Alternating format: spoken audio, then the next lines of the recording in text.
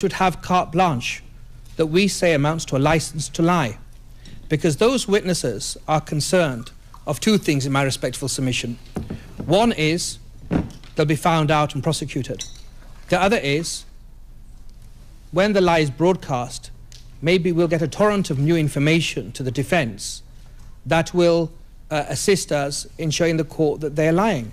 Karim Khan, Queen's Counsel, became popular in Kenya after successfully led a team comprising of Shamala Alegandra and Esafal to defend former head of civil service Francis Mudhaura. He's not the ordinary lawyer one can find anywhere on the streets. He has stood out as the fearless and the iron lawyer who never minces his words or shies away from speaking his mind. At the start of the Kenyan cases, he said, even dressing up the prosecutor's case in Sunday best, it will still be in tatters. It is with that conviction that he agreed to defend Ruto, whose charges have now been vacated. The Deputy President gave me a great compliment once upon a time when I left Mudhaura case and he wanted to instruct me. He said, "You argue like a Kenyan." And I view that as an honor. You know, as a lawyer, we're not paid hacks, we're not parrots. We are the voice of a client. We are there as officers of the court to do justice. And when you believe in something, when you see the truth, I think you have a duty to the administration of justice to be fearless in the course of justice. And it is my privilege that I had the honor in Kenya to represent both Ambassador Mudhaura and His Excellency William Ruto, and to see the both cases and realize that people were charged that were completely innocent. If that doesn't make a lawyer make submissions with vigor, with belief, they may as well go into a coffin and go to the grave. Because when you defend an innocent person, and there were 6 innocent people charged by Ocampo, you have to feel a sense of responsibility, a sense of honor, and a sense of outrage that innocent people are hauled before the court. And this took 6 years to end. He says he has fallen in love with the country.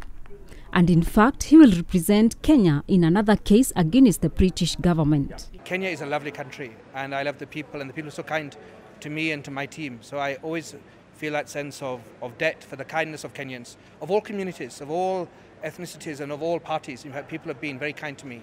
So that link will continue. Khan is expected to represent over 5,000 members of the Kipsigis community and Talai clan in a case in which Kenya is seeking for a 1 trillion shilling suit from Britain for violations of human rights committed during the colonial period. I have the privilege of being instructed by for the communities of the Kipsigis and the Talai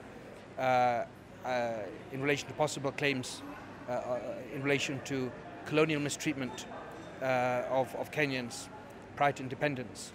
So of course that's a matter I need to look into, look at the evidence of that. But regardless of cases, I hope very much, I pray in fact to God, that I'll be blessed that my link with Kenya can remain, because it's a link that is wider than cases, it's with the people. According to Khan, Kenya has made big strides in developing the economy and reforming its institutions in accordance with the 2010 constitution. Kenyans have a lot to be proud of.